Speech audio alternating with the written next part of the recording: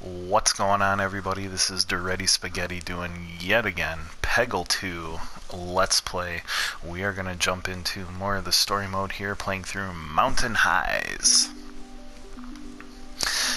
You know, I think what we're going to do initially through this first run through of everything is we'll just get through all the levels, and then we'll see where we're at with doing the trials aspect of things. So, we're going to fly right into it here and see what is happening. A new master, Jeff. Alright. Jeff looks kind of scary, not gonna lie. Oh, Jeff is pretty cool. He has a sack full of candy, it looks like.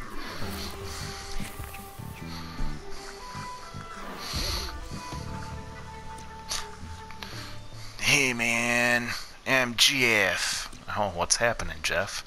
Or Jeffrey, or Jefferino? Okay, I get it, okay. I wonder what Jeff's special ability is. Some green, that's my bowler power. Okay. Holy shit, that's a lot of pegs that they're kicking us off with. I can definitely see where I might have to get that that green peg.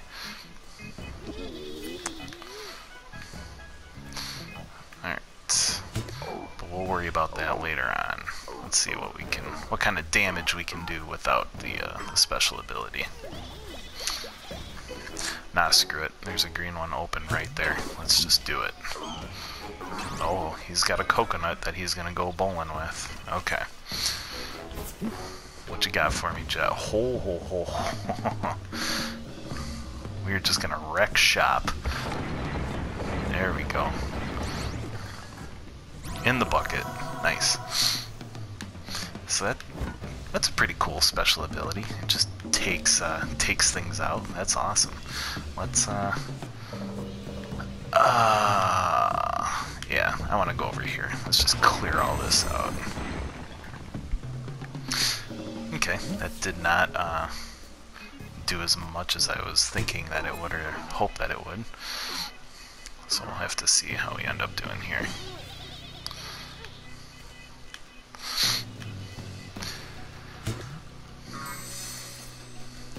No.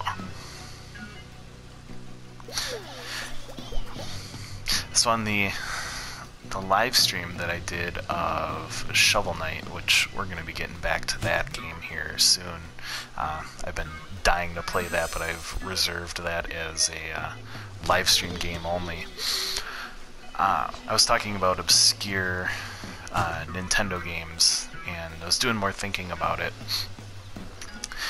And not that this is an obscure game in general. Maybe it is, I don't know. Different time frames that I grew up in.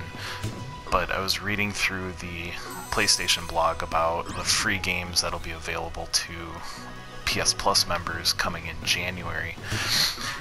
And one of them is, it's called Day of the Tentacle, which has me really excited to be able to play that for free. It's the sequel to a game that was popular on, oh, beautiful, that was popular on computers back in the day, and they ported it to the Nintendo, which is called Maniac Mansion. And if you're unfamiliar with the premise of that game, it's about a meteor that crashes into the backyard of this scientist, and he kind of brainwashes the scientist into like world domination or something along the line of that, and this kid's girlfriend gets stolen or kidnapped, and you have to pick two of his friends to go play, or not play, but to go rescue this girl. And it's a point and click type of game. A lot of fun. It's a puzzle game, and it can be defeated or won multiple different ways. Each character has their unique skill set in which you can win. So it's not something like Mario, where you just go from left to right and find the princess in the final castle. This game had multiple endings to it, which was new for the time to have something that unique. And so seeing that they did a remastered version of Day of the Tentacle, because I was never able to find that when I was younger. You know, I didn't get a computer in my family household until I was in probably 6th grade, 7th grade, and by that time, DOS games just weren't they weren't as exciting, because you could do things like Oregon Trail or Doom or Duke Nukem. Like those were the games that we were playing as kids on the computer. But also computer games too, way back when, they were spendy. So if given the choice when I was younger, did I want a computer game or did I want a game for my Super Nintendo or my Genesis, I was always going to take the console game, because computer games were kind of unreliable too. They'd freeze up on you, or if it wasn't compatible with your operating system, you were screwed. So yeah, never got to play Day of the Tentacle, and seeing now that it's going to be released for free on PSN for PS Plus members, at the top of my download list, and we'll be doing a playthrough of that as well. So excited for that.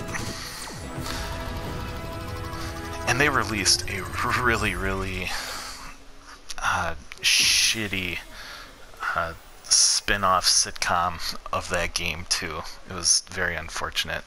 The game on the computer was very heavily adult-oriented, kind of like Leisure Suit Larry. I remember one of the arcade games in the house of Maniac Mansion, so a game within the game. All the titles of those games were very inappropriately titled, like Muff Diver and Tuna Diver and stuff like that. So it was interesting when they ported it to the NES. You know, the NES is a family system, so how are they going to make a mature game work like that? And they made it, I think they called it like Tuna Diver or something silly like that for the Nintendo version. But yeah, that is the infamous game where you can stick a kid's hamster in the microwave and nuke it. They actually allowed that in I want to say early versions of the Nintendo one. They allowed that, but then they fixed it where they wouldn't let you do that. But that was definitely doable in the computer version. And if you showed the teenage son in the game the bloody hamster remains, he would straight up kill you. That was another thing that would happen too. Typically you'd get caught and you'd get sent to the dungeon, and you'd have to find a way out of the dungeon. But there were certain things within that game where you would straight up die. I'm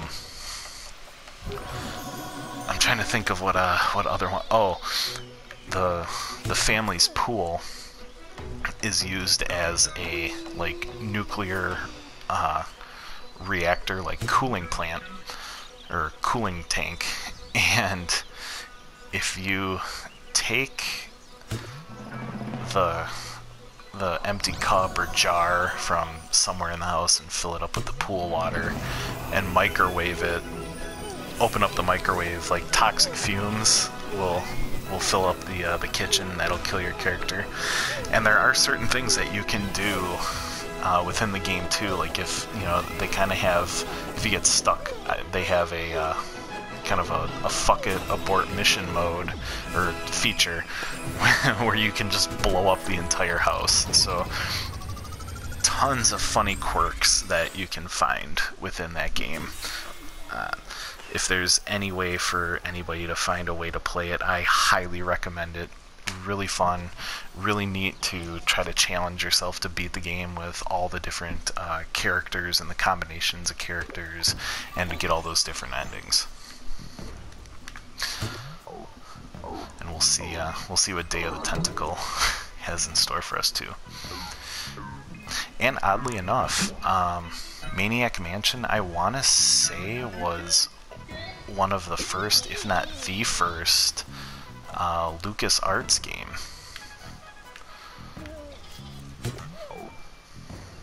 So funny that the studio that brought you Star Wars based entertainment was also giving you this highly inappropriate adult content as well.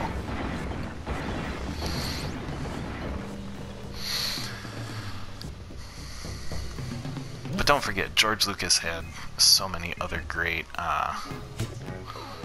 other pieces of work aside from just Star Wars. I know he's greatly known for that, but if you have not seen American Graffiti, go do so. It's incredible. It's awesome.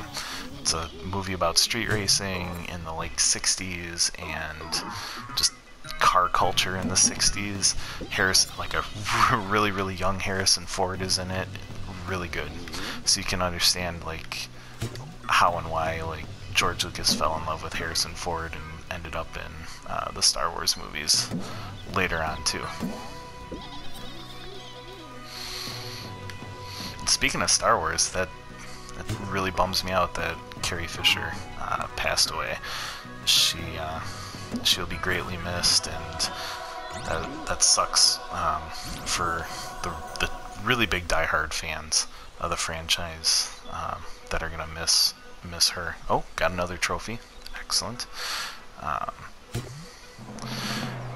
And two, she for all the work that she did with the mental health field as well.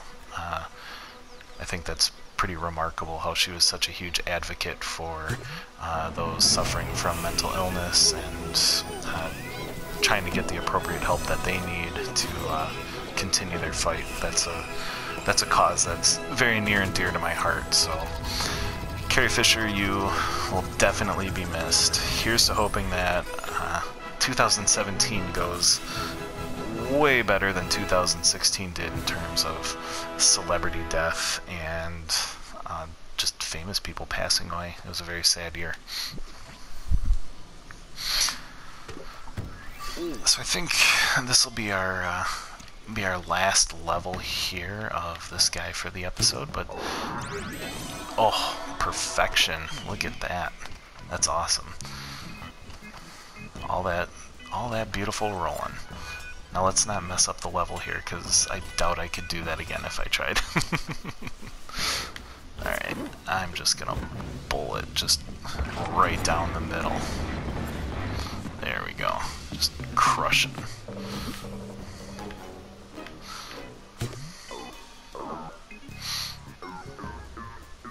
I'll have to try to think of more random, obscure NES games to talk about that I had found when I was a kid, or even later on in life. But Maniac Mansion, seriously, if you have access to emulators, ROMs, all that good stuff, look up Maniac Mansion. It is absolutely worth a play.